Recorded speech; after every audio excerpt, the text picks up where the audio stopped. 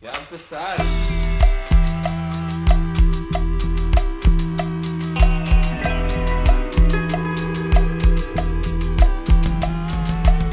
And we are back. Another episode of Shade of Brown podcast. Episode 98. 98. Two more. Tomorrow. And we're in the triple digits. Damn. Yeah, man. So, we don't need to introduce ourselves, but we should introduce someone that's here. If you join us on the beautiful world of YouTube, you can see that there's someone here. We got yet another guest. We've been pretty active on the guests. That's good though. Yeah, and we got Dominic, and fellow local musician. Yes, sir. Yeah, thank you for coming through, bro. Thank you guys for having me. Yes. Super excited to be here. Hell yeah, bro. Hold on. There you go. Yeah, praise God. Yeah, I mean, this guy brought some guitars, some equipment up in here, so we're gonna do a little some. Yeah. Yeah. So stay tuned. You guys have to listen. Yeah. Throughout the whole podcast. Stay tuned, and This then will be the appetizer, and then we'll get to the main course. yes, sir. Yes, sir. So, tell us a little bit about yourself. And obviously you play guitar. You're from the AV. You had a band, or now you're doing a solo act? Yeah. So I was in a band called Sound Curfew from 2017 to 2024. Irvin knows a thing or two about Sound Curfew because You guys have some history, huh? Irvin is the one who booked us for our very first show back in 2017 at Big Shots. Yeah. Back when I used to play music. Yeah, back when you were a killer guitar player. man. Although I'm sure you're still a killer guitar player. I don't think so. I don't even think I was that good back then, but okay, thank you. But yeah, okay. we debuted with open for his band Distant Skies at the time. I was the ripe age of I was 15. Yeah, you were in high school. I remember I was that. 15 when we I played that remember. show. Yeah. Now I'm 23. Young gun. Still. Yeah, I'm You're not. still I'm young. not one of those 23-year-olds who's like, "Oh, I'm so old." Like I feel my youth and I am savoring it. There you go. So, but yeah, I was in that band for a while. We did a bunch of stuff. We did like 2 EPs, a bunch of singles, and then we did a full-length album that we put out last year.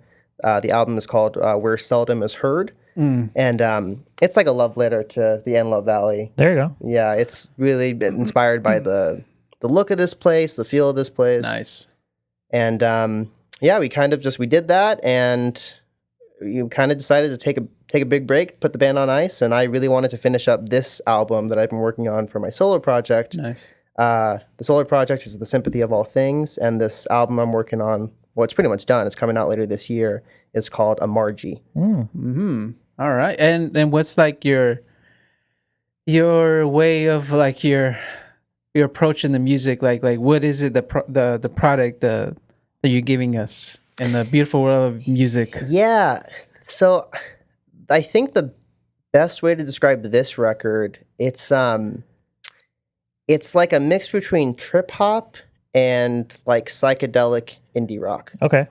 So it's definitely some genre fusion. I've always kind of been that way. I always pull from a bunch of different sources, but like, I mean, the influence of this record go from Bjork to like Sales, who is like a small indie band, but Okay. it's that's like kind of the range of influences. So there's like some real like low 808 style sounds, like something you'd hear in like any hip hop track, and then there's like some crazy psychedelia towards some other tracks, and a mixture of the two throughout of it. Okay. Very cool.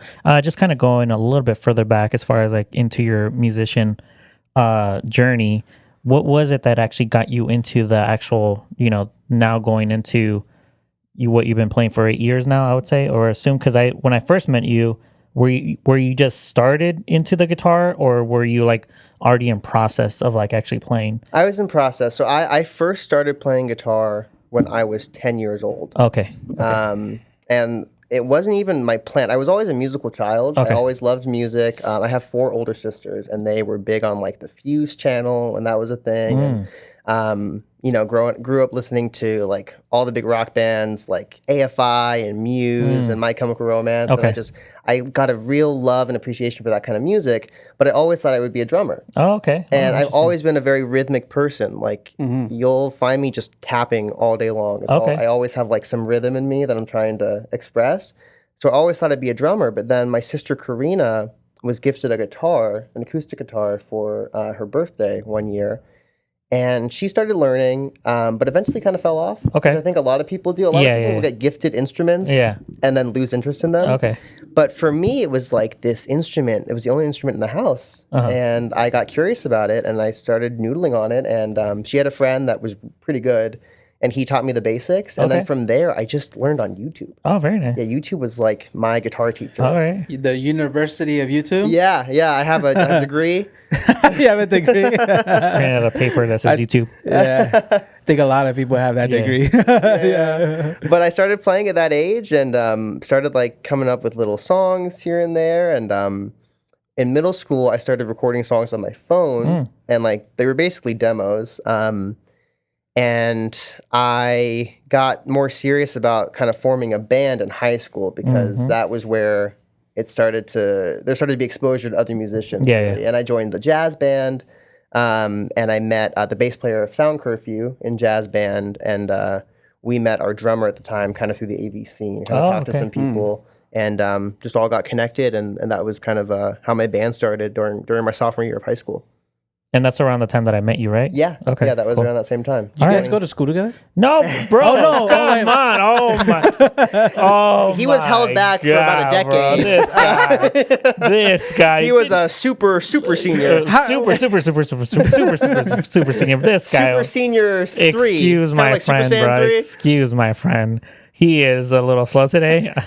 He's not been well. He's altruistic. Bro, this guy. Well, bro, our connection actually was, so Irvin was the guitar teacher of my girlfriend at the time. My high school sweetheart. And I don't know how, I think she connected us. It must have been. I met her, I think, when she was in 8th grade going into her freshman year. Yeah. And then so already kind of, by the time that I met you, I was already fairly close to the family.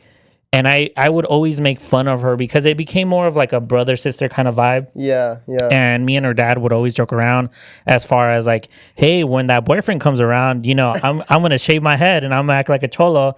And I'll be like, you better have her at this time, that kind of thing. So we became fairly close through that relationship as far as like, I was her teacher, but I also became like a family friend. Yeah. And when you came in, I think I met you at a party that they might have had. Okay. I'm not sure whose birthday party. It might have been just like a little get together that they threw, and that's when I met you in person. And then from there, because I was teaching her guitar, she would talk to me about you, and then about your band, and then because I was throwing shows back in the day, I guess I just either you reached out to me or I reached out to you because we were needing a spot to fill. And luckily, it happened where you guys already had a band established where you guys kind of just went into playing already in a venue with actual people coming through, Yeah, I mean, it was a big deal for me. I mean, because, my family knew that I was musical for a while, but to have like a real venue and kind of a real a space to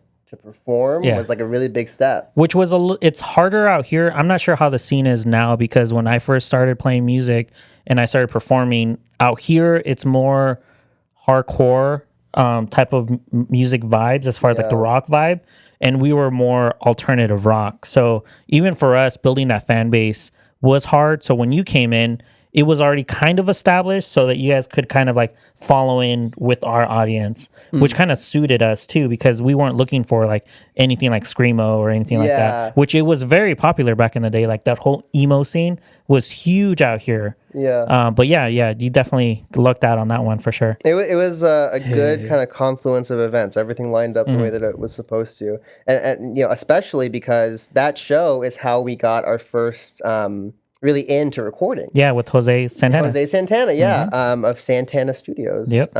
And that was such a big get because essentially the way it went, we played our set, and after the show, the sound guy, because he was working sound that day, the sound guy, as far as I knew at the time. And he was also the drummer of Elements of Cadence. Yes, phenomenal drummer.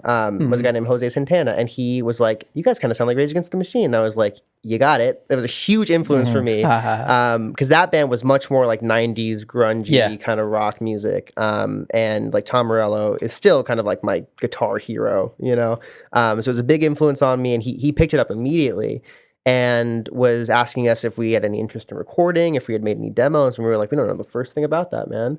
But he did this incredibly charitable thing where he was like, look, I have a home studio.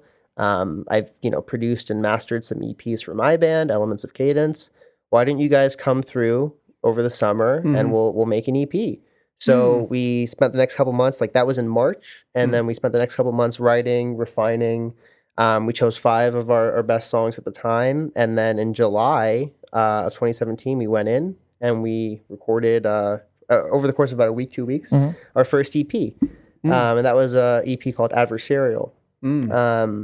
And that was just amazing because he didn't charge us a dime. He just did it out of the kindness of his own heart. He kind of saw something in us. I think it's like older musician trying to pay it forward kind of thing.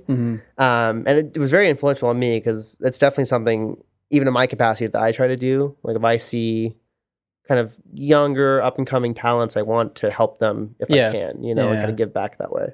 Yeah, I think it should be like that. It shouldn't be gatekeeping these young guns coming up, these up and coming inspiring artists, up and coming inspiring whatever it could be, I see a lot of gatekeeping, but I think that's beautiful when there's a guy who sees something in somebody. Let me toss him a bone or something, Yeah, he really did too, because it's not cheap to make a record. No, it's not. Like it's cheaper now than it was, back in the day. But because so much of it's digitized, I mean, you can make records on your laptop. Right? But still, it's time, it's effort, it's energy. And we were young too. I mean, keep in mind, I was 15. I think I had turned 16 by the time we recorded the album. But I was young, super annoying, I'm sure. You probably felt like you were a rock star.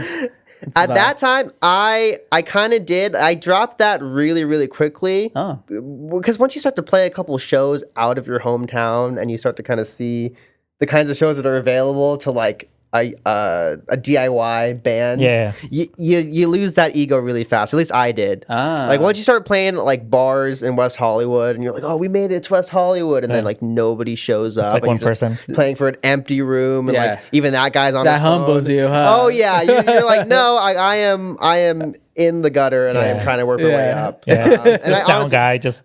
All right, we're gonna do this set again. I still feel that way. I always try to like part of my approach with this record coming up is I'm really I'm not trying to just play shows sporadically anymore, because I think that's where my previous band went a bit awry. Is we kind of just play shows that were given to us as they kind of came about, and I think it kind of cheapens the brand a little bit, because I think people get the sense that like they'll play whenever, and you can just kind of like you could take the show or leave it. Gotcha. I get you. But with this, my plan at least with this record is going to come out. The goal is late July, early August, and then I want to do about a 10-day tour, 10-show tour, maybe over the course of 2 weeks. With the record, and that'll be it. At least for the year. Like that'll be the string of shows. If you want to come catch it, be there. Local shows. So the plan's to go up to Portland. Oh wow! Because my band Sound Curfew in 2023, we did a winter tour, and we did all the way from the lowest we went south was Pomona. And then we went all the way to Portland. Wow. And that was a huge learning experience. I did all the booking for that. I put the show lineups together. Dang, manager right here. Right. Kinda, yeah. I took it all in. I'm a little bit of a control freak. Which is something I'm trying to work on, but I'm kind of with the mindset that's saying, if you want something done right, you can do it yourself. I kind of believe that, because I've had so many experiences where I'm trying to work with somebody and I'm like, okay, you'll handle this part, right? And then they just drop the ball. It's like doing a group project at school. And you're like, okay, we're a group, we're a team. You do that part, you do that part, and then by the time you're done, it's like you haven't done anything. So I definitely took kind of the reins on that tour, and we learned a lot. And I still have connections from that. So the plan is to kind of build off of that tour, but to hit some other towns. And these aren't going to be like massive venues by any means, but like a decent dive bar here. A big thing is like a brews. Like Transplants Brewing out here has been amazing to me and to Sound Curfew and to this project. But there's also like a place in Tehachapi called West Lane Brewing, which is really good. They're like kind of an up and coming venue out there.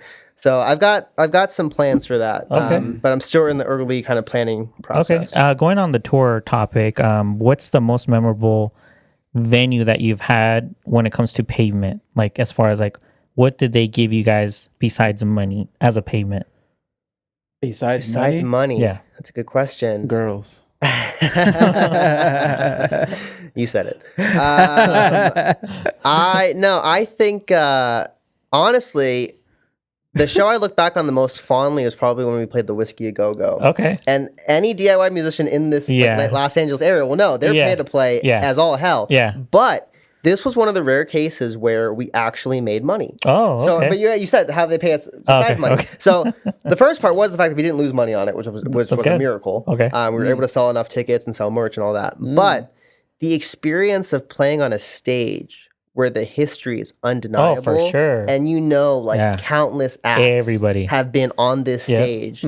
There's something, I'm a spiritual person. There's something about that energy. Yeah. I felt it that night. Oh, for sure. And there was actually a bouncer that night who pulled me aside after our set, and he almost made me cry. He was saying like, I don't want to go too deep into it, but like he was basically just saying like there's a plan for you. He saw something in me that night, and he actually even said, he was like, I don't know if it's this band, but there's a plan for you, and you need to keep doing this. And again, I try to check my ego because like you don't want to let that get to your head. Yeah. And this also was like some stranger who didn't have to say that to me.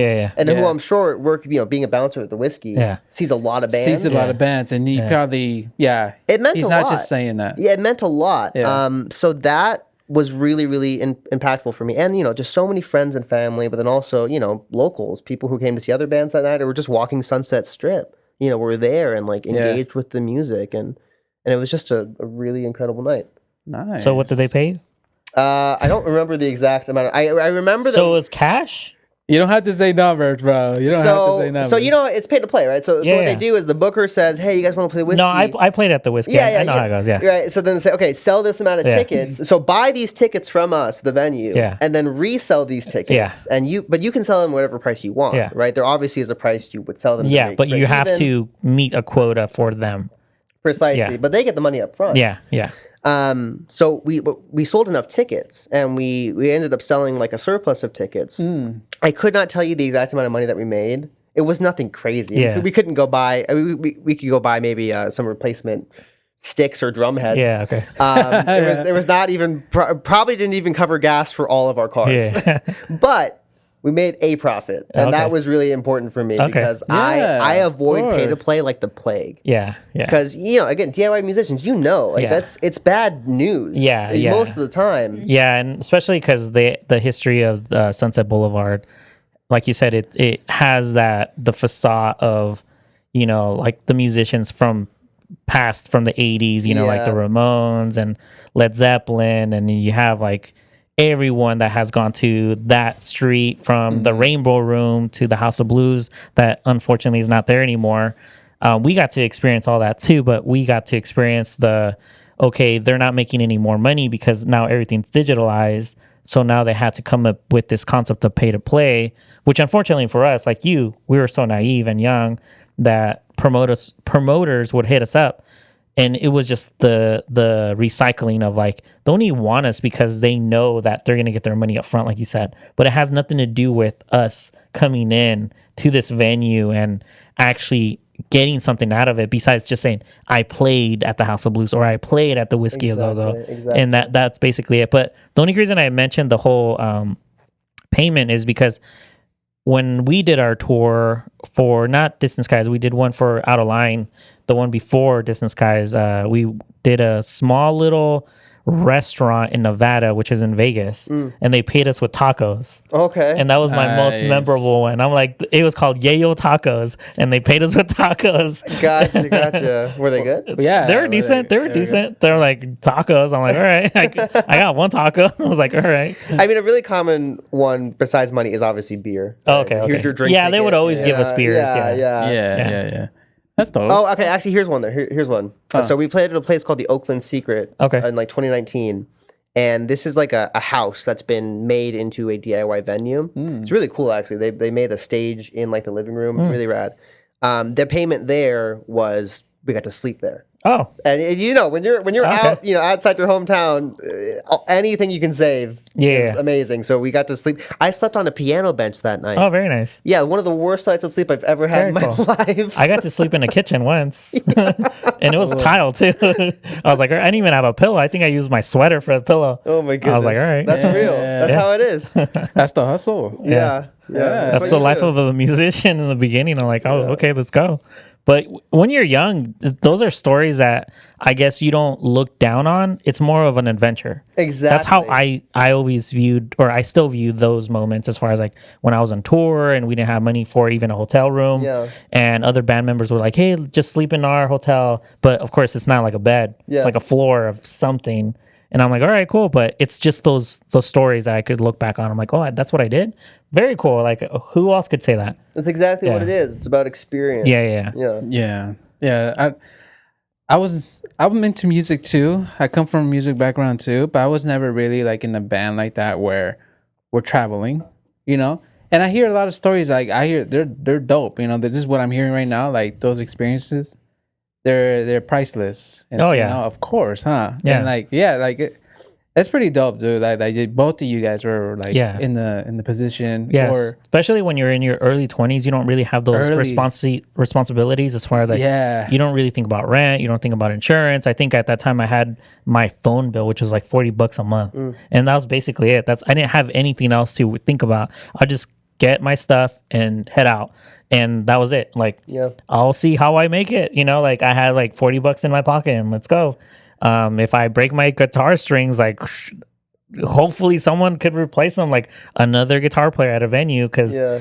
guitar strings back then, they're not that expensive. But when you're that young and that broke, I'm like, guitar strings cost money. Yeah. Guitar Center used to have this it was like a subscription Oh, yeah. thing for Okay. guitar strings. Okay. They don't do it anymore because I think it was not a good deal for them. Oh, okay, But it was gotcha. a great deal for guitarists. Oh, okay. Because you would pay like $10 a month and you Oh, could okay. get Oh, yeah. unlimited strings. Oh, wow. no No, way. maybe it wasn't unlimited. I think it was like one pair of strings like every 2 weeks. Something Oh, like that. that's still pretty good. Yeah, that's a good deal. Because then you would just get them. You would Yeah, just yeah. collect them Yeah, exactly. over, month to month. Exactly. Yeah, if you get lucky enough, they don't break. Yeah, within like 2 months, You got extra strings. Yeah, exactly. Yeah. Oh, that's dope. I didn't know that. Yeah, they don't do it anymore. I wish Yeah. they did that with drumsticks. yeah, that would have been cool, huh? Yeah, they used to have them with cables too. I'm not sure if it's the right brand. I think it was called Monster Cable. Either the XLR or the TRS. If they would break, it was like lifetime warranty. Oh, okay. And mine would okay. always break, and I would like always send them to Guitar Center, and they'll look at it, act like, "Oh, are you sure you didn't put it in water?" I'm like, "Why would I put it in water? Just give me a new one." Yeah. It says lifetime warranty, so whatever I did with it, just give me a new one. Yeah. But yeah, I remember they used to have that stuff. Like, I'm not sure if they still do, because I'm not in the music business anymore. But yeah, those were like little things that I would always look after, like anything that would not have my pockets bleed even more. Anything to help you save Yeah, money. exactly. Yeah. Got to utilize that. I do remember this one time. I was a drummer. I like to say I still am, right? I get warranties for cymbals, because cymbals would be the 1st thing that would break, really, right? Because they're the ones that take a beating. You're thrashing those things. Yeah, and I remember one time I sent in the cymbal because I had a crack in it, and they sent me the new one and my old one, and I got two cymbals. Keep in mind that thing was only like this much, bro. Yeah. It still sounded dope. Well, and cracked cymbals are kind of a sound in and of In its themselves own, that right? you might want to use. Yeah. Especially recording. Cracked cymbals can be really cool. Yeah, it could sound like a different kind of vibe. Yeah. Yeah, and I was very surprised. They sent back the one I broke, and yeah, they're like, usually they don't do that. Someone messed up. Someone got fired. Yeah, someone got fired. Someone got fired. It happens. Sometimes we get lucky. I remember Yeah. going into Best Buy, bought a camera. This was like when I first started, and I wanted to get the same camera, but I needed a second one for a wedding that was coming up. And once again, I had just started, so I was just looking at things that, just like music stuff. I like, what could allow me to do multiple things for the smallest amount of money. And I would always look at bundle deals, and that's what I got. I got a bundle deal at Best Buy. It came with a lens, but unfortunately I didn't check the box. It was a lens that I didn't want, and for some reason I went back and I told the guy, like, yo, like, I don't want to replace everything. I just want to replace the lens. And sure enough, he's like, oh, just, I think he was in a rush. And he basically ran in the back, grabbed the lens, but I don't know if, and of course, Best Buy workers, managers, they don't really know what they're doing as far as like electronics or TVs. They're just sales guys that look at a catalog, memorize, and blah, blah, blah. Yeah. So he actually grabbed me a lens, but it was a more expensive lens than the original one. And he put it in the box, checked out, and I went home and I was like, oh shit, you know, that kind of thing. I was like, right. I'm pretty sure when they did inventory, someone got in trouble because I'm like, okay, because they count that stuff. Yeah. Yeah. And the same thing with that symbol. I'm like, bro, like a symbol costs money. Dude, they're like, this is back in like early 2000s, Yeah, bro. yeah. Average 200 plus, you know, on average for something decent, Yeah. bro. Yeah. But that was pre 2020's inflation. yeah. Oh man. We got Yeah. it bad right now. Oh yeah, so- it's super bad, bro. No one could find eggs anymore. Oh, yeah. We need to buy that's some chickens. it. Yeah. So before we continue on this episode, I want to talk about a certain product that, you know, we talk about this product a few times in this pod. It's really helping us out in our daily livelihoods, you know, out and about. Irvin has his business. Yep. I'm doing retail now, you know, and that's outside of this podcast, and we still have this to do, you know, and prep for this to do. So, I just want to give a quick shout out to Magic Mind. Here it is right here. Performance, you know, shot right here. And I gotta say, man, this stuff really works, bro. I've heard Irvin- a lot about it. Irvin has follows me on my personal, and he can say that I've been posting almost every day. I'm taking this shot. Yeah. Yeah. He not only does he shout out the actual sponsor, but he's one of those people that actually use the product from the sponsor. So Yeah. you would know. I'm a Advocate. yeah, I'm the lab rat for this. You know what I mean? Yeah. I'm the test dummy for this. I'm just kidding. I'm kidding.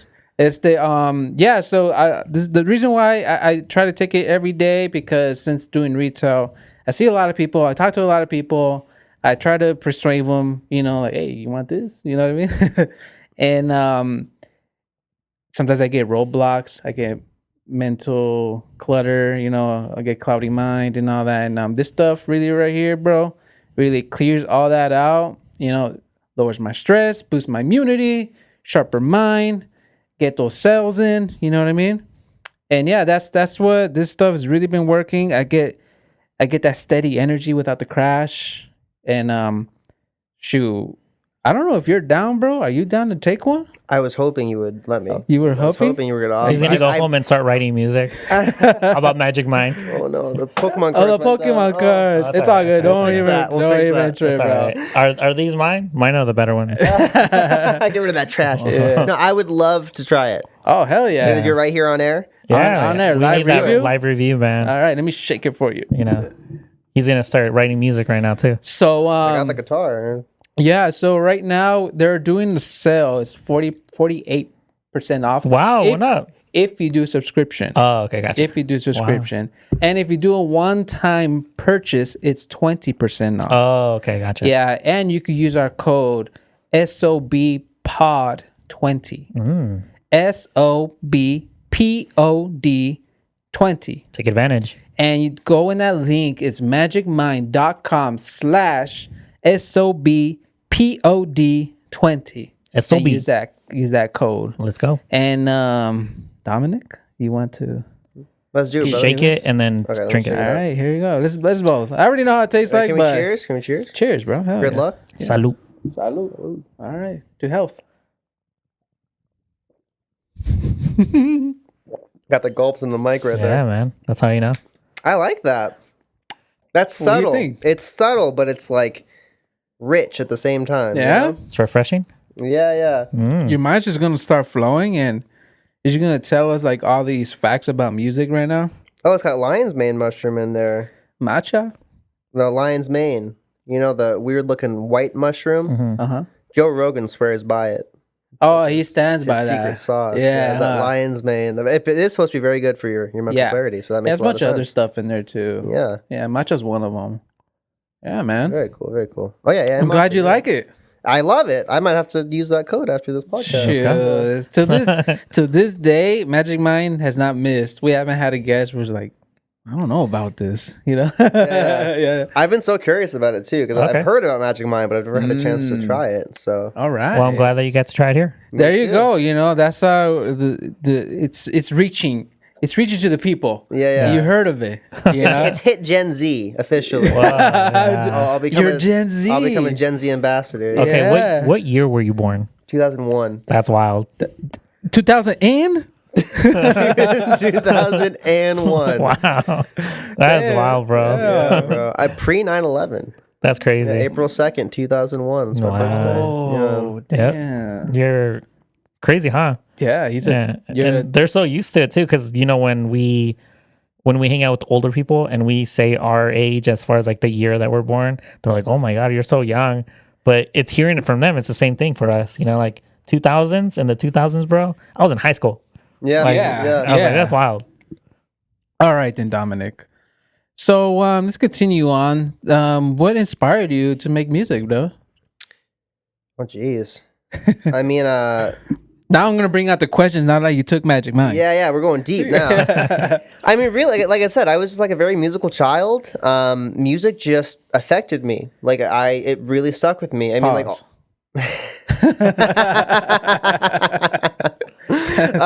you know,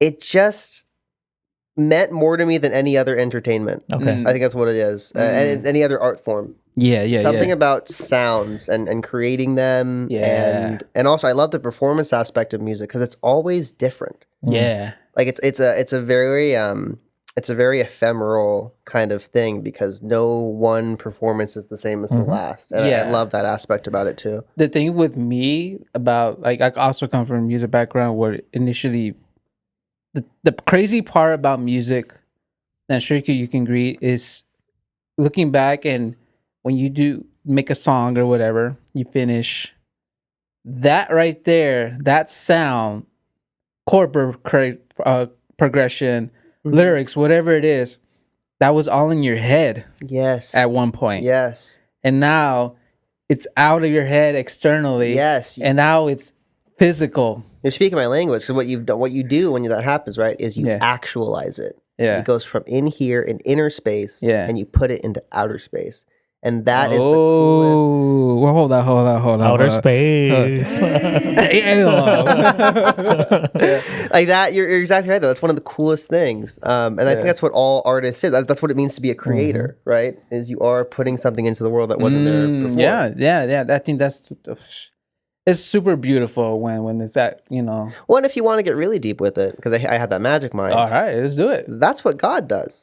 You know, okay. and I really do think art is our way of imitating God, and not in like a sacrilegious way, but in like a I see where you're going with this. Yeah, it's almost like a sacrifice. It's like an offering. yeah. And music has become very spiritual for God is an artist. me. Yeah, absolutely, absolutely. Everything, the whole world is beautiful. Yeah. Trees, water, clouds, art. Yeah, That was all in God's mind.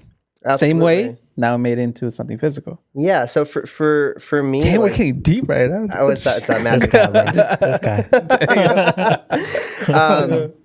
But yeah, I think it's just always rewarding. That's the Yeah. thing too, and also it's something I've been able to see myself progress in. Yeah. Because I'll tell you, I'll be the first one to tell you that first Sound Curfew EP. It's a little rough.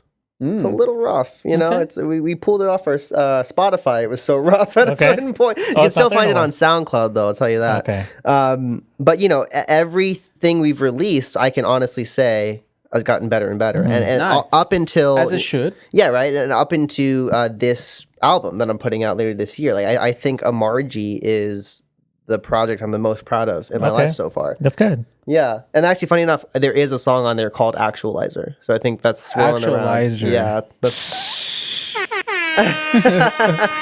Hell yeah. So that's like initial introduction of the music scene for you? Like that idea of creating about like you were going spiritual right now. yeah. That whole spiritual Well, I route. think I recognized the spiritualism later in my life. Like, okay. really, that's been kind of a journey I've been on the past 4 5 years. But more in a more shallow sense, in high school, I just saw other people making music out here, and I thought it was super cool that they were like in bands and writing songs and performing, and I just wanted to get involved with that. Okay. And you know, I was kind of on a different wave too, like kind of what you were saying about your band. I don't think Sound Curfew was really on the same wave that like was really popular out here, because when we were getting started in 2017, it was all about shoegaze. It's all about that like My Bloody Valentine. Okay, yeah. Every pedal is on. You know, the drummer is playing this beat. Okay. This is just playing that beat for 45 minutes. And we didn't sound like that, you know. But it still just was so much fun to do it and to rehearse and to write and record. And I still haven't kind of lost that itch. Yeah.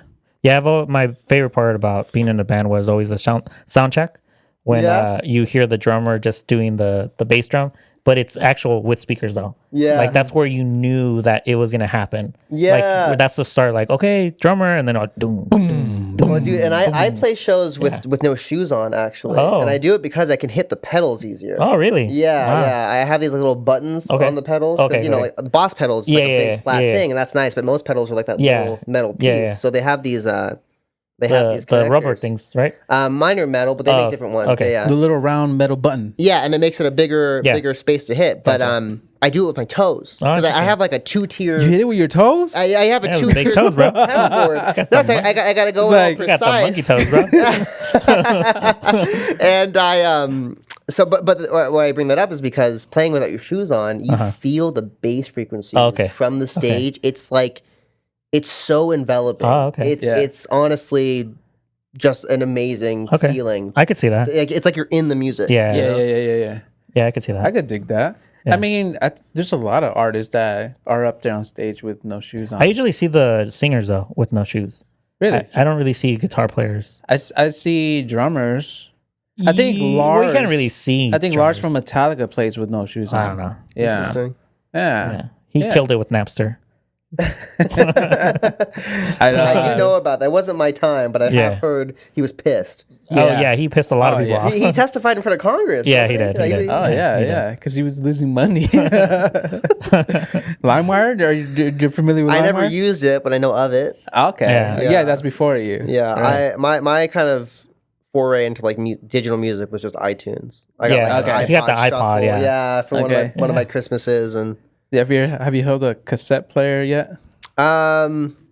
No. Wow. I Well, he was born in 2001. That's what I'm asking you. Yeah, I have never held a physical cassette player. What about VHS?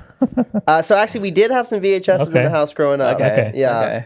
We had a few of those. I think VHS still stuck around when CDs were CD like music. DVDs, you mean? Like music CDs for CDs. Like we're still VHSs and CDs and music were still going. They were still being sold together. I know DVDs and VHS. Yeah, DVDs too, but VHS stuck around a little still. I think he's saying like CDs became more popular and overlapped with VHS's lifespan. Yeah. And then VHS kind of gave way to DVD, and then CDs. There you go. It was DVDs and CDs. That was like my childhood, was those two formats. Yeah. But then obviously, everything became digital. Yeah. And now everything's going back to retro. I'll tell you, I'm a bit of a hipster in the sense that I love vinyl. Well, that's what I was gonna say. Yeah. Everything goes back to. I have a huge vinyl collection because there's nothing like holding the music. No, I agree. Like I agree. having it in your hand. I agree. Yeah. No, Granted, I love streaming because you can try out all kinds of different stuff. You can listen to all sorts of things. But then if there's a record I'm obsessed with, I will buy it on vinyl. It's more personal when you buy something, because it's yours. Yeah. You look at the actual album cover, look at the art, look at the back, look at what they wrote inside. And it's a lot more personal for sure. Sometimes it comes with some dope posters. Yeah. Digital music don't come with that. That's true. Yeah, hell yeah. So I think we're gonna reach the halfway mark of this podcast, and hopefully when we come back, you're ready to play some tunes. He's gonna play some Bruno Mars.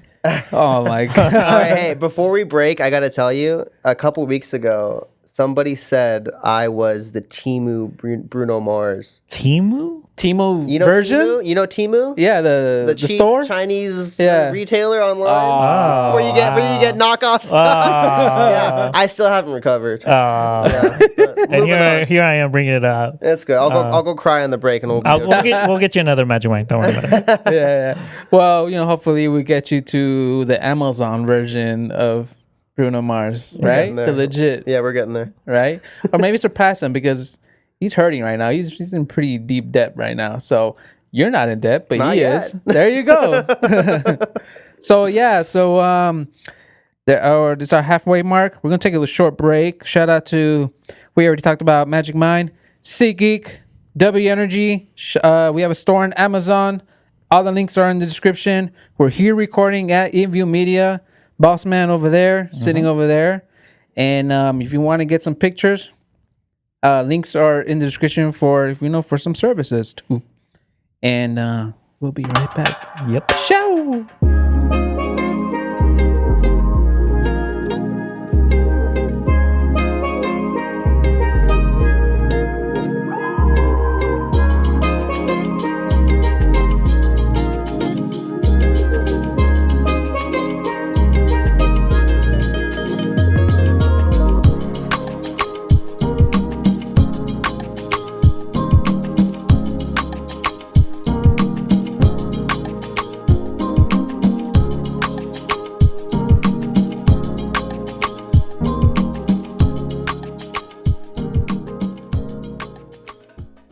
Here's Morning Ghosts. 1, 2, 1, 2, 3.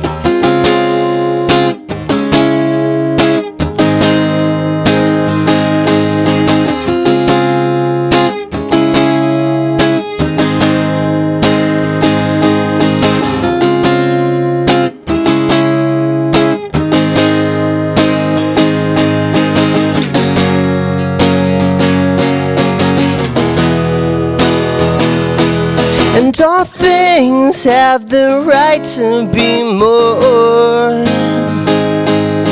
The trees and the childhood home. You'll see you were never alone. The ghosts have followed you all along. And all things have the right to reject. The mean should be made of the ends. And a theta could live in our heads. Another ghost to mourn, raise the dead. And I cry for the time that we lost. And I cry 'cause we had what we want. But to lie is the price that it costs. To be blunt, don't be blunt. Remember when you had a soul. And how much did you sell it off for? The theta could live in our heads. Another ghost to mourn, raise the dead. And all things have the right to be more. Of the objective world. And I hope that someday we'll find more than these new lies and myths we adore. And I cry for the time that we lost. And I cry 'cause we had what we want. But to lie is the price that it costs. To be blunt, don't be blunt. And I cry for the time that we lost. And I cry 'cause we had what we want, but to lie is the price that it costs. To be blind, don't be blind.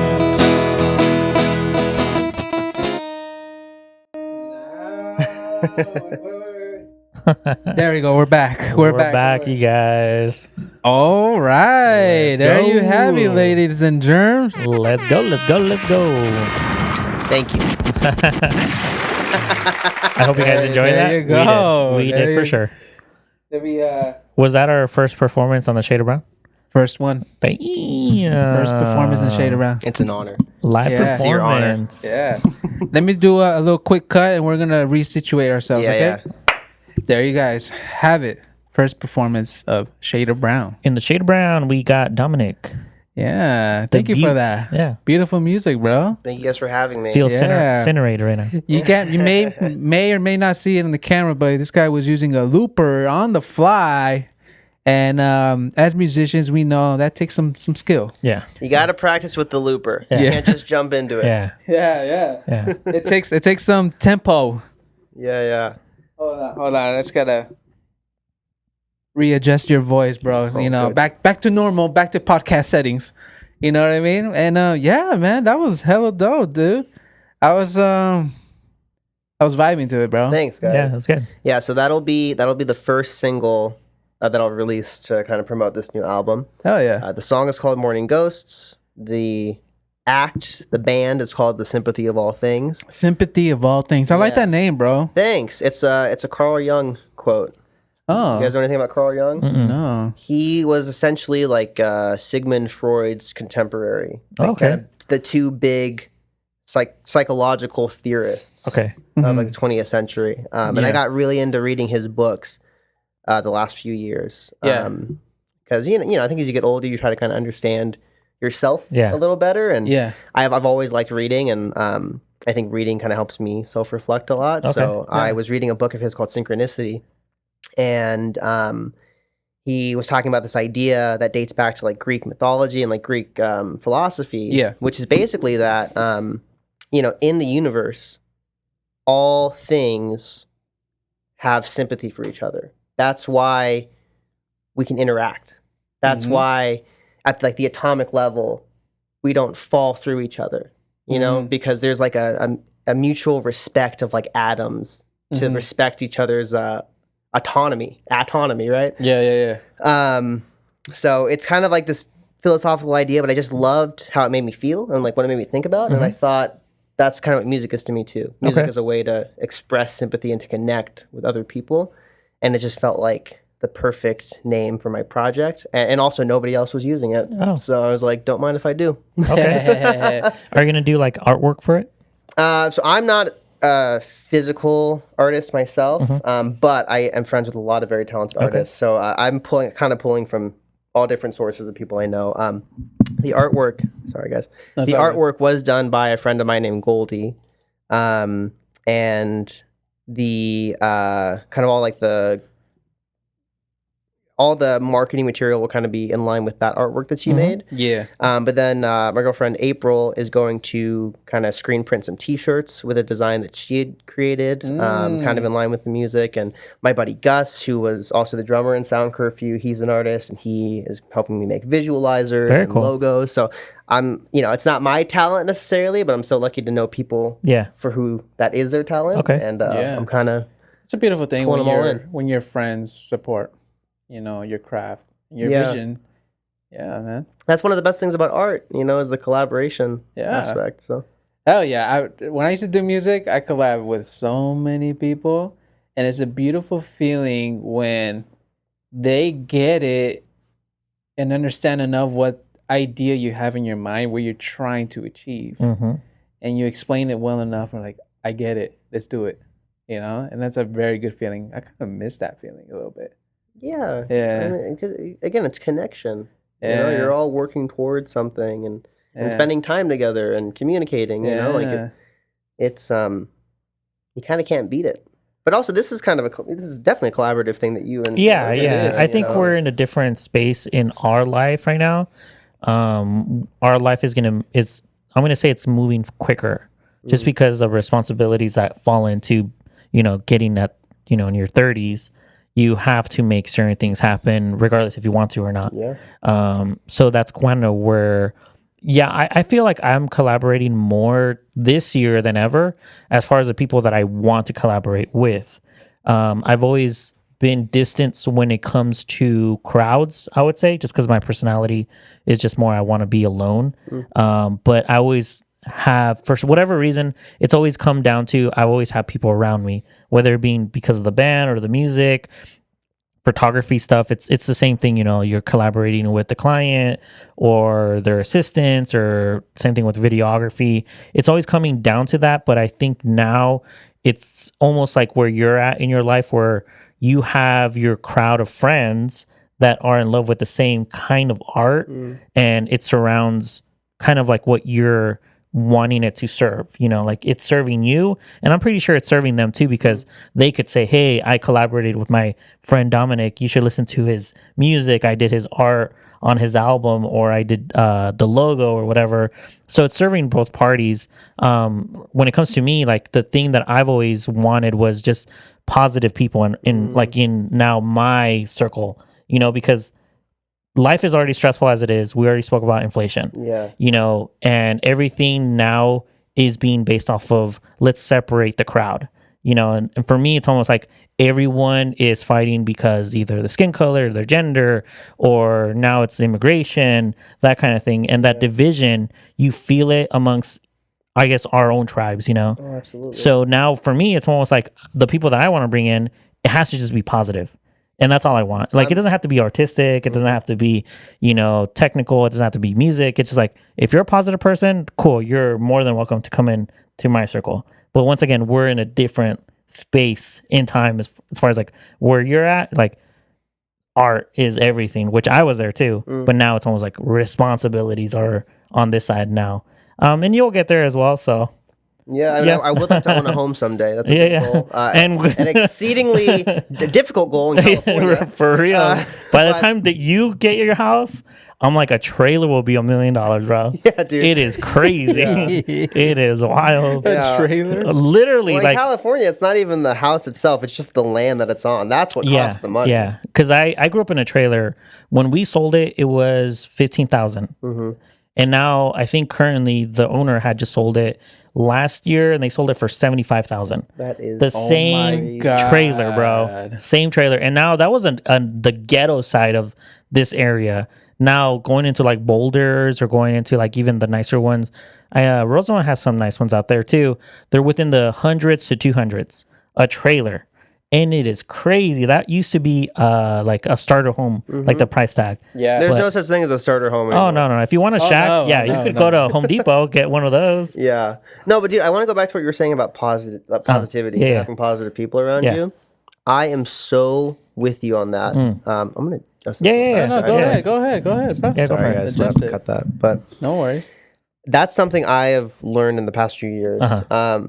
Especially in the musical context, because for me, like, I'm not going to name names, but like in the past, I've collaborated with people who I felt were kind of exceedingly negative. And that starts to really wear on you. Yeah, their energy exudes and you feel it, like lazy people are, for me, like, get them away from me because I'm already tired as it is, because I'm on a grind every day. Yes. And if I find somebody that's like, the kind of negative thought process, like, woe's me. Yes. I'm like, bro, you got this. You know a question I hate? Yeah, go for I think it's so toxic. What's the point? Yeah, there you go. What's the point? I hate that question. Damn. The point is you create the point. Yeah. The point is you got to figure it out. Exactly. What does life mean to you? That's the point. Yeah. And I think there's a lot of nihilism going on these days. And I think it's amongst everybody, but especially amongst people in my generation. I see a lot of it. Because like, in big topics like climate change, a lot of people I know my age will say, oh, well, what's the point of, having a relationship or starting a family if we're all going to die anyways? And I'm like, I don't know if you knew this. always all going to die. Yeah. That's always been part of the All of us deal. gonna Yeah. It's a Like- guarantee. Yeah, and also none of us know when. Yeah. That's always been how it Si is. Dios quiere. Cuando Dios quiere. Yeah. you Do mean. you speak Spanish? I don't. I He's was Bruno so, Mars, I bro. was so scared this was gonna come up because I am Afro Latino. I'm part Latino, Okay. but What part? my dad's side. Okay. Yeah. But I don't speak any Spanish. Mm. Yeah. It's okay. It's okay. He barely gets it, so it's all right. I barely speak it. Yeah. No, just kidding. no worries, bro. No worries. Hey, but you're Latino. That's something. Yeah. We'll get you started. We'll get you a No Sabo game. Oh yeah. Would that help? That's like a beginner Spanish course. Yeah, it's a game. It's a card game. I think it's in there. It's in the drawer. In the drawer. Oh, Yeah. cool. We'll bring it out. Yeah. We'll have to get that going. Yeah. Sorry for Oh, it's all derailing. good. It's all good. But yeah, just I'm with you on that. Yeah. Like, you know, you're a little older than me, so I'm sure you're pulling from some more experience. Yeah. But like I have started to become aware of that as well. And that's a big part of like the circle I have right now, the people that I am collaborating with, the videographers, photographers, the producers, the mastering engineers, like the other musicians. It has never been so refined for me. I know exactly who I want to work with. Okay. And I think the product and the output has become so much better because of that. Because like you said, that energy isn't part of it. Yeah. Yeah. You know? It's such a privilege that you're in that your position right now. Cause especially dudes, I know when I was your age, I struggled to find people like that. I struggled to even find someone to play 2 chords on a guitar for me or whatever, you know. And you at your age and what you have right beside you, like, hey, I need this. Hey, I'm gonna call up my boy such and such. Like, hey, I need you for this. Like, you want to do something? And like the kind of friends you have, bro, that's priceless. Yeah, It's a blessing. Priceless. And I'm Priceless blessing. Take advantage. Yeah, dude. Just Well, and I'm just filled with so much gratitude. Like that's something I come Gratitude? back to a lot. Is I Yeah. think, you know, when you feel like you can't give anything back, you can always give gratitude. You Yeah. can always say thank you. Yeah. You can make people know that you see them and Yeah. you really do appreciate Yeah. what they've done. Yeah, and I think you had started at a good point too, because you know, like you were talking about Jose Santana, we never got that opportunity. You know, starting off, like I had to build those relationships through time to then say, hey, I have a friend that does music and he also produces and he also records. And then, of course, that following up, okay, now I found an engineer and then I found this guy. And then it's like the layout. But of course, like we were talking in the beginning, it's Yeah. always good to kind of have service, not for just yourself, but those that are behind you, you know, because they'll remember that. And then, of course, you're establishing like almost like a recycling, you know, like you're recycling that energy that Jose gave you. And I remember now you're going to probably meet a young musician at some point and you're going to want to do the same thing for them, you know, like There you either go. guidance or, hey, I have this extra, here you go. Or, you know, if you guys need a ride, you know, small stuff like that. Because at a certain age, like we were all broke, you know, Yeah. like the smallest things meant a big thing, you know? Yeah, the struggle is real. Yeah, the struggle is definitely real. The struggle is definitely real, bro. Yeah.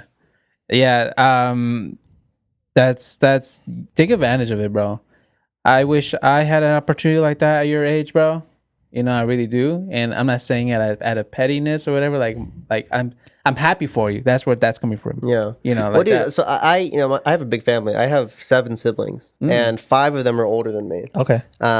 3 of them are older than you guys. Oh, wow. Yeah, so I have a whole. We range from Gen X to Gen Z. Wow. What's Yeah. oldest? Oldest is my sister Nicole. I believe she's 42. Damn. I think. Oh my god. She might hate me for saying that. I probably got it wrong. And then She's like, I'm not 42. right. My sister Rochelle, I think is like 41. Oh, okay. Wow. Okay, they're okay. Are you the youngest? I'm the second youngest. Okay. Second youngest. Yeah, Okay. so I bring that up because I've always been well aware of how lucky I am. Because Okay. honestly, what I love about having older siblings is I've kind of gotten to see their Their trials and experience. tribulations. That's why you're different, dude. You're not your typical Gen Z, dude, because you've had those people around you. I think I've had some Yeah. perspective. I really yeah, do. you had perspective. And then I'm pretty sure they challenge it too. yeah. So that it broadens your mind as far as like, how you're actually going about it, as far as like collective thinking is okay, but sometimes we fall into our generations of how they think. Yeah. That no, the generation before or after us are wrong, or they're lazy, or they're this or they're that. But I think because you have those siblings to kind of like guide you through, and of course you're probably learning through just seeing their experience and like, oh, maybe I shouldn't do that because that could also happen to me, or maybe I should do that because I would want to experience that as well. That's exactly it. Yeah, it's cost benefit analysis, you know, and I tell them all the time, I'm like, thank you for letting me observe you. I mean, really, it's priceless. Yeah. And again, I've always been a very self-aware person, so I try to just make sure I know these things. Like, I really am aware of the privileges that I do have, the shortcomings I have, and where I can improve. And you know, I just try to keep that all in me day to day. Nice. What's the one thing that you would say that it's unfortunate that your generation got as far as a stereotype? As in, it's not a fair stereotype. Yeah. That all of Gen Z is hyper liberal. Okay. It's not true. Okay. It's the loudest Gen Zs are like, you're kind of, you know, I don't love the word, but people know what you mean when you say woke. Okay. Like, obviously, it had a different connotation back in the day, but nowadays it's kind of, people know what you mean. Yeah. A very loud segment of Gen Z would qualify, but I know for a fact there's a lot of Gen Z who are just quiet, a lot more moderate, and just don't want to get barked at. Okay. You know? No, I've seen that. And essentially canceled. I mean, my generation, I do think a lot of us have gotten a little crazy with the whole canceling. And you know, cancel culture. Yeah. Yeah, and I do think that's not a majority. And I think the more people get to know people my age, and like have genuine conversations with them, the more they'll see the diversity of thought. Okay. Because there is a lot of diversity of thought. Yeah. No, I have actually been seeing the backwards end of what I thought Gen Zs were, as far as like what you're saying about being very liberal and everything, and cancel culture about everything. And then there's that other side where it's completely the other spectrum, where they're saying words that I'm like, whoa, like, okay, it's coming back, you know, like they're bringing back the trend of what you once were trying to cancel, but now it's becoming your trend. Well, and part of what's going on, honestly, is young people always want to be rebellious, right? Okay. There's always a counterculture amongst young people. And the problem is, I think the pop culture, not so much the political culture, but the pop culture is so hyper liberal that I think now the way you are actually rebellious is by rebelling against that. It doesn't mean you have to be like a hard right conservative. But I honestly think being in the middle and kind of being moderately minded is actually pretty rebellious these days. Okay. At least that's what I found, because I'll tell you, people really don't like you if you don't subscribe neatly to either kind of extreme of the of ideology. You're in your own lane, and people can not like that either. And have you ever met or encountered any type of Gen Z group where you felt like they were way too liberal for your thought process, and you're like, okay, now I understand why maybe the Gen X, or if not our generation, I don't even know what we are. What are we? You guys are millennials, aren't you? Yeah, millennials. I don't even know what we are, bro. I'm a dreamer, bro. I'm an immigrant. I don't want to even fit into that. I think sometimes I feel like a boomer. Right? We're so old, bro. But have you ever fallen into the categories of maybe hanging out with a certain specific type of friends that maybe they associate with themselves, and they bring into your group where you're like, okay, maybe that's why those generations think the way that they do? Like, do you encounter it as much as we think? I think so. So what really did it for me was college. Okay. When I went to university, so because I was hyper liberal myself in high school. Oh, I was sophomore year when Trump got elected. I was like your stereotypical resistance lib. Okay. Like, that was me. That's actually what Sound Curfew kind of started as. It was like, me being 16, like, this is my political rock band. Okay, gotcha. And all the music was basically like, conservatives bad, me good. Oh, okay. And after a while, like, I started to read more. Okay. Also, I took a big social media break for a long time. Oh, okay. During a lot of college, I actually didn't have any personal social media detox. accounts. Yeah, essentially. Okay. And that was a huge benefit to me too, because I stopped being in an echo chamber. Interesting. And when I was at college, that is, at least in my spaces, it was an echo chamber a lot of the time. I was a political science major, so we were talking about hot button issues a lot. Okay. But you would hear the same opinion over and over again. The professor had the same opinion. Okay. All the people that were brave enough to speak in class had the same opinion. And I think me kind of being kind of in a rebellious nature, I started to want to push at the edges. And it wasn't like fake, opinions of mine. It was genuine things that I felt, but I noticed nobody was saying it. So I was like, I guess I'm going to have to say it. And like questioning just like the demonization of people who don't agree with you, like people who don't have quote unquote the right views. Okay. I think it's super, it's toxic to just assume that you know everything that's correct and everybody else that disagrees with you is not even just like wrong, but evil. Gotcha. I think that's super toxic. So I just started advocating against that sort of thing. Okay. Yeah, being passionate about your views. Yeah. Yeah. Yeah, I think we fall into, like I said, the categories of our own tribes that because we want to fall into a group that I guess we want to belong to, we also subscribe to the ideas, even if the ideas are fairly ridiculous, but because we want to be wanted, I would say, and we're falling into a path of a lot of people are very lonely. And I like that you brought up the whole social media thing because we spoke about it last time. Like, I do believe that social media is a callous as far as like people use it to cope with their loneliness because they like the views, the attention that it gives out. But unfortunately, it's a facade, like it's not real.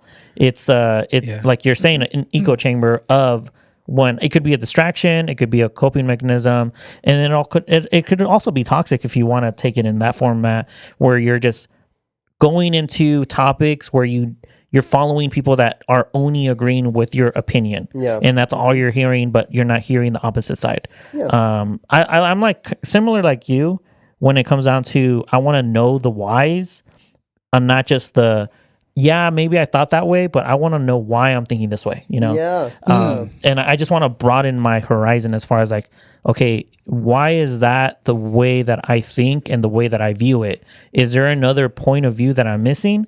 And why am I not thinking about it? But like that's just critical thinking, right? And we're missing that. And I think social media is like anti-critical thinking. I think the algorithmic nature of it, the way that it's designed to kind of take a snapshot of your personality at a point in time, and then it tries to keep you in that personality. Yeah.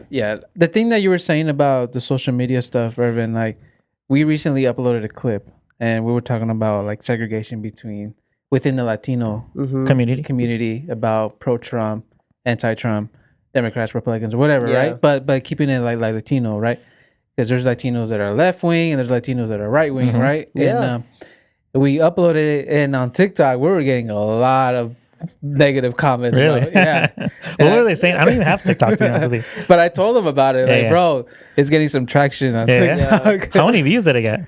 Probably like over 1,000 for sure, I think. Okay. But we had a good amount of comments. What were they saying though? Even some got taken down. Really?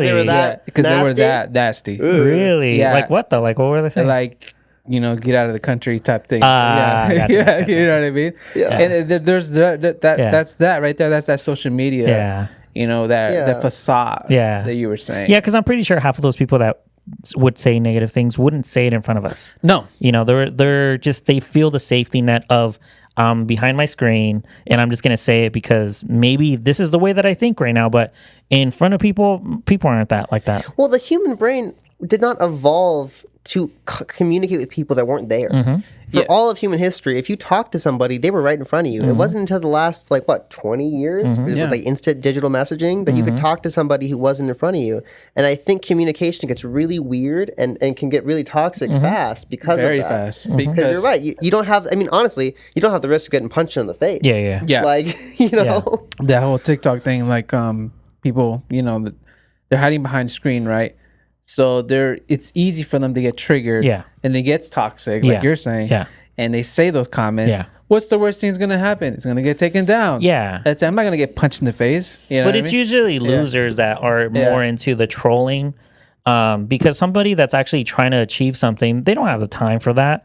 Like if I see something on Instagram, which I have Instagram, I don't have TikTok, and something that I don't like, I'm not going to put my time and effort to it's not worth my energy. Write something that I know that it's not going to actually follow through to anybody. It's not going to do anything. Exactly. I have lost all energy for like comments battles, like comment section battles. Yeah. If you go in our TikTok, Everybody's just discussing. Everyone's just talking among themselves. Yeah. But Shade of Brown, Like the actual people. it's just liking everyone. So I'll tell you. not contributing to the thread, you know? Just like watching it all go Yeah. down. Yeah. I'll put the Michael Jackson gif, you know, when he's Okay. eating popcorn. It's just watching everyone, you know? So I told you guys I took that kind of social media detox for a couple of years, right? Mm-hmm. When I got back on was when I, realized I was going to need it to promote this project. Yeah. But my strategy with it has been, they call it post and ghost. Yeah. I know what you're Posting saying. so- goes. Haven't Post heard and that. That's what Ghost. Joe Rogan does. Yeah, exactly. Yeah. So you What? go on, you post your thing, and you get the hell off that Yeah. app. You don't scroll. Yeah, you don't look at it. You don't engage with anybody else's stuff. You just post and get out of town. Okay. And that has been really positive That's for me. basically kind of like what we're doing. Yeah, Yeah, like, yeah. obviously, I have family members, so every now and then, if it's like something that's like not infuriating, you'll engage, right? But the whole idea of like going through and getting in those comment section battles and like focusing on the negative stuff, like you just don't need it psychologically. Yeah. And that's been a much more positive relationship for me to have Yeah. with social media. Yeah, no, I agree. I think the better way to go about social media is understanding what it is and then what you're utilizing it for. Like I've always used it for business. When I Yeah. got Instagram, it was for the band. Yeah. Or for my drawings or for, then photography and then videography, then the podcast. But it was never meant to like just post personal stuff. If I Yeah. want to see somebody and I'm going to go eat with them, I don't want to do the whole I'm going to take a picture of my food all the time or The phone eats first. like that kind of thing, like every now and then if it's something that outrageous, like the last time I posted food stuff was a big stack of pancakes. Yeah. But it was a big stack of pancakes that for me wasn't like something fancy. I just wanted to post it on my stories. Sure. But it was more of a like, oh, it's fun, like that kind of idea of what I'm using it for has to be met with the purpose. And I think a lot of people use it to validate who they are as a person. And unfortunately, we want to become our own celebrity at this point, that we're just doing a lot of dumb things just to kind of get feel attention. yeah, exactly, to feel some sort of void, that whatever it is that we're trying to fill. Well, that's why I kind of believe that TikTok is a Chinese psyop. Oh, okay. To be honest with you, no, because think about it. Some of our brightest young minds, right, are not going into work that helps communities, not going into something worthwhile in that sense. They're posting sexy dances on All TikTok all day long. Yeah. Some of them are getting tons of money from it. Yeah. But that's what they do. Yeah. And instead of contributing to the culture at society, large yeah. and society, that's what they're doing with their time. And I honestly think if I was the Chinese Communist Party, that's exactly what I would want American young people doing. Yeah. Yeah. But it's also on Instagram though. Because everybody's becoming TikTok. Yeah. But every now and then, like copying TikTok. Like I'll have to like almost like do a reboot on my actual algorithm. Like I'll like cars, I like camera stuff, guitar stuff, music stuff, and every now and then when I'm scrolling, some chicks popping out, and I would just look at it for a second, and all of a sudden now there's like when you go onto your feed to show what you want to watch, a bunch of girls are like, what the heck? Like, all I did is I scrolled and I looked at her for 2 seconds. And all of a sudden now I have 5 of them on my thing. The scary thing is that these apps, they track everything you do on them. every single thing. Every scroll, like the length of the scroll you do, the amount of time you pause on something before moving on, it's all being clocked by these algorithms. Yeah, and it actually tracks your eyeball, your actual iris too. Which is so creepy. Yeah, right? it's wild. But we signed away our consent to all this stuff with that the terms and conditions that none of us read. Yeah. Just click it. Let me on. But they tell you right there, they're like, by the way, we're going to track your eye movements, your bowel movements, We own your soul blood now. sugar. Yeah. You signed here with your blood without knowing. Yeah, your firstbborn child will be It's ours. ours. We're gonna eat them. Just kidding. Right? Yeah. I think this is why my biggest reason why I enjoy the podcast is because there is no social media interaction right now. And of course, I don't really use social media throughout my day as far as like I think most people would. But still, it's one of those things like going to the movies. I like going to the movies because you can't have your phone out. That idea when I'm at my house. To have your phone out. Yeah, when I'm at my house, sometimes I'm watching a movie and I pull out my phone. I'm like, bro, I'm distracted I already. think the pandemic destroyed so much social etiquette, though, because I swear, going to a movie pre-pandemic and after pandemic is totally different. I see people. There was one time I was seeing the Planet of the Apes movie last year, and somebody in like the front, like the back area up top, just had their phone's flashlight on. What? And was when they just get like- notified with something, it because flash. Yeah. and like it happened like 6 times, and at some point somebody in the audience was like, "Can you turn that shit off?" Yeah. And it was just like, why did anyone ever Yeah, tell you yeah. that? We're evolving right now. Yeah. Our pinky's starting to get like a little bent right Oh, here yeah, from for holding the our phone for phone. so long. Yeah, like our pinkies is changing right now. Well, you know, there's some like scientists who talk about, you know, like the index finger is kind of like the main finger for a lot of people, right? Yeah. That's kind of how it's been. Like you point with it, like, but it might be becoming the thumb. 'Cause Over there. you look at like toddlers. No, but like, you know, you heard like iPad Yeah, toddlers. Over there. Yeah. Over there. iPad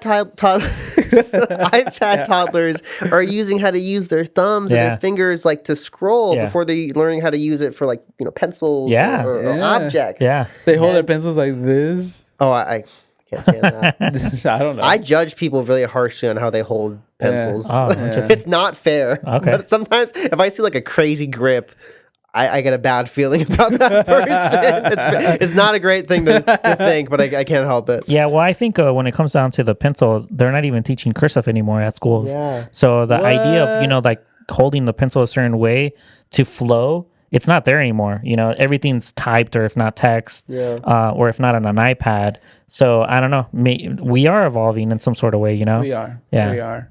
And we're evolving with tech. Yep. Yeah. We're I gonna don't know. We're our own AI. Well, at if this you point. want to go deep, you got to look into this concept of transhumanism. Transhumanism, Whoa. that's new, bro. Hold on. I have not heard of that word. Hold Must be on. a Gen Z thing. Say that What? Transhumanism. Oh shit! shit with reverb? Oh Shit, my bro. god. Now it's going to the humanism and this I trans mean, too. I don't know how deep you guys want to Damn. get on here, but like it's. We're not trying to get Joe Rogan in here. Yeah, We don't have to get Joe Rogan. All I'll say is just like Google it. Oh, can you and give us start like reading at least about the maybe just bullet point of what it is? 'Cause I've never heard of it. Essentially, okay. Think about Say it one more time. transhumanism. Damn. Think about Elon Musk's Neuralink Okay, project, okay. right? yeah. It's tech inside the human body. Yeah, yeah, yeah. It's the union of technology and biology Okay. to create something different. Okay. In my opinion, it's playing God. And I think It's there's real bad juju when you start doing all that stuff. Yeah. Yeah, well, you're Talking trying- about tech all day, my phone just goes in it. You know, that's all my day. Like it never Yeah, leaves me. In a way, we kind of already are one with our phones Yeah. because you know, there was some study done where most people are never more than like their phone is within arm's reach all Yeah. day. Yeah. Which essentially that is Yeah. part of your body. If Yeah. you don't even have to get up Yeah. to use it, Yeah. it's part of you. We're dependent. Yeah. Yeah, 100%. Yeah. It wakes us an alarm. Yeah. Yeah. You know, schedule. for a lot of people, including myself, and I try to catch myself, but it's usually the last thing I see and the first thing I see. Interesting. Damn. Yeah, set my alarm, Yeah. So going back to the wake trans up, thing, close off the alarm. I want to know more of this transhumanism. Humanism. This is the first time hearing this word, bro. Well, see, this is how Is deep I am. that one word or two words? Two One words. word, Oh, yeah. okay. This is how deep I am on It's my podcast. transhumanism. Oh, okay. Because like I tell you, I love. It was just way out there for me. I was like, what? I love that I introduced you guys to that because for me that's like the rabbit hole I'm on like my okay, podcast okay. and my YouTube feed. It's gonna become a trend now. Thanks to you. Like everyone's gonna know about it. No, but like it is a trend amongst like Silicon Valley type. Like Okay. this is Yeah. where technology is heading. Like already a part of it is like the whole like Apple Watch or Yeah. like smartwatch Yeah. idea. Making heart it, rates, all that making this stuff. stuff smaller and smaller, more integrated Yeah. into your being Yeah. is kind of the goal. Like Yeah. that is it's not a conspiracy theory. That's literally what they're working towards. Yeah, Like, for these- sure. These Yeah. tech companies. Yeah. I mean, we're gonna all of us. I think tech is good. That's just me. But how we use it is a whole nother world. Yeah. You It's know just what a tool like anything yeah, else. it's supposed to be a tool. Is a knife good or evil? Does no. a gun kill people, or is it people that kill people?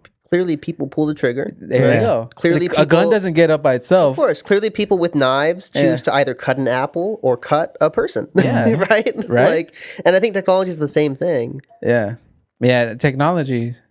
Yeah, it all depends. I mean, but then we got AI, so that's the whole thing. That it's thinking for itself. I would say AI is a tool too. It's Yeah. all depending on how you're using it, and I do believe that we are getting very domesticated as far as like with ourselves as our bodies. Appreciate going back to the appreciation things. We don't appreciate our food. You know, the things that we eat every day, it's kind of just already served for us. Yeah, we cook it and everything, but we don't hunt anything. We don't pick anything. We don't grow anything. So we don't even establish the, you know, the relationship as far as like within that end, that now that we have all this food and it's already given to us, it domesticates us on the idea that it should just be there. You know, and then going into technology, it's a tool as well. We should be actually researching things on ChatGPT that actually better our minds or our crafts or our specialties. But instead, we ask stupid questions. And then on YouTube, it's the same thing. There's so many. You learned guitar, which you used it as a tool, and it benefited you greatly. There you go. But then there's so many people that are just watching cat videos. I'm like, what is that doing to you? Cat videos and ASMRs. Like, you know? Yeah. Yeah. It is a tool. You know, with AI, like for me, I use it just like a better search engine. Like I'll use it for really in-depth answers to things. Like if I want to go deep on a topic or something. But the idea, you know, because ChatGPT got big right in my last year of college is when it kind of took off and people became really aware of it. And it was really common for classmates to just like, you know, they wrote their entire final on Chat. They didn't write it. ChatGPT wrote it and they put their name on it. Wow. And that sort of thing I think is really sad because essentially what you're saying is that this computer is more valuable than you are. And that's super nihilistic to me. Yeah. Yeah. Sorry, did you hear the door open? No, I didn't hear any door open. Oh. Well, if you see a serial killer, I hope you have a knife. Shoot. Speaking of knives.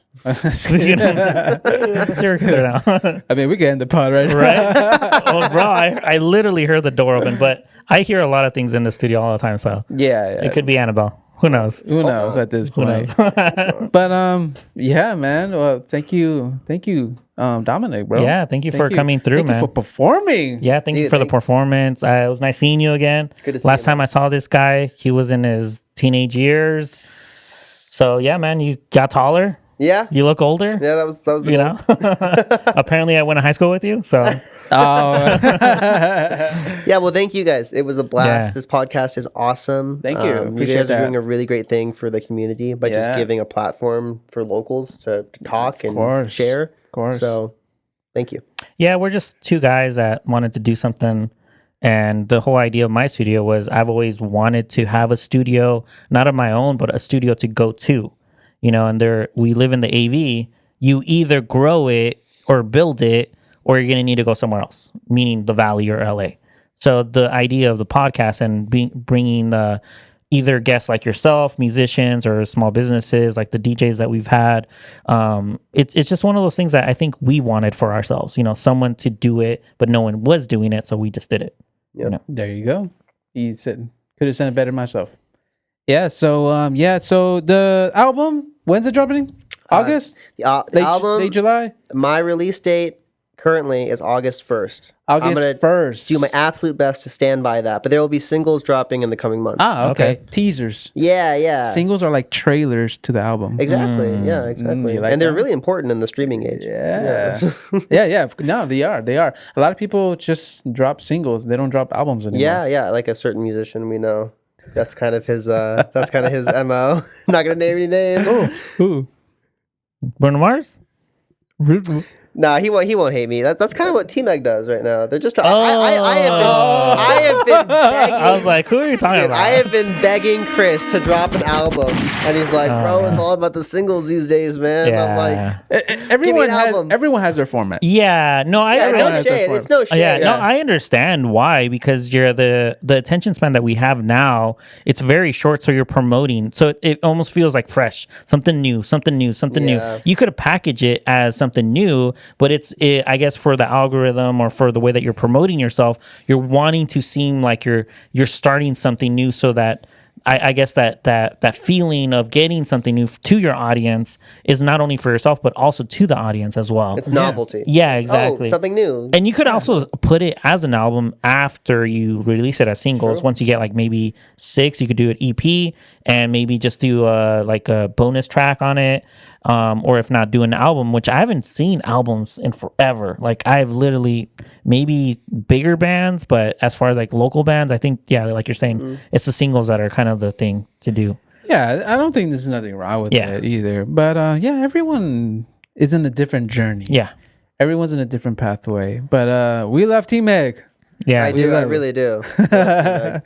Yeah. So where? Okay. Yeah. What were you gonna say? Oh, just the album's called Emargy. Yeah. It's coming out August 1st. The band is called the Sympathy of All Things. Sympathy of All Things. I really dig that name. It gives me like, you're in line with everything that's around you. Kind of like you're living in harmony. It gives me that. Yeah. That's what it gives me. I don't know if I'm right or wrong. That's definitely that's what it evokes in me too. Yeah. And where can they follow you, bro? Yeah, Social medias, got anything? Yeah, I'm on. I am on. Not OnlyFans. I'm on almost everything. Most times it's just at the Sympathy of All Things. Okay. I'm really growing my YouTube channel right now, so I'm focusing a lot of nice. energy there, making like fully. It's the same name? Yeah, but like fully fledged videos, live performances, covers, that sort of thing. Then also I am on I'm on X, and that's at the Sympathy Oat, because I couldn't spell of all things. They wouldn't let me. Interesting. All the big ones, and then all the streaming services. For sure. Hell yeah. And make sure you give them a follow. I will put your links in the description for everyone could go check them out. Appreciate it. And listen to that beautiful music, bro. Yeah. Yeah. So also, don't forget to follow us too. And go like our videos and subscribe, because we recently passed 500 subscribers. Damn. That's a milestone. That is a Big milestone. That's a big Congrats. milestone. So hard to get subscribers on YouTube. But dude, the next 500 is gonna come even quicker. That's what I hear. I hear once you start reaching a certain amount, that the numbers start to go like the momentum starts to grow faster and faster like that. But that's what I hear. Hopefully it's like that. So So thank you guys for showing some love, and we finally surpassed 500. Only 500 more to go. Finally get monetized up in here. Gonna hit that 1K. Yeah. But we'll get there. We ain't stopping. No signs of slowing down. And follow us on our socials.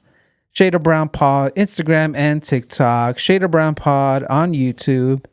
And Shader Brown Pod on the audio platforms. And leave us a comment. Show some love.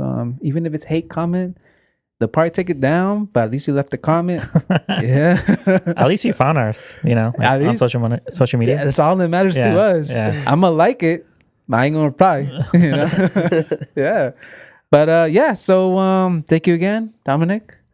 We'll be checking in with you with the music, bro. Yeah, man. I hope we can talk again soon. Yeah. Hell yeah, bro. And a nice reunion thing going on. Yeah, it's been chill. Yeah. Next time we'll see you when I'm 50. Oh God. Yeah, if we keep the pattern going. Right.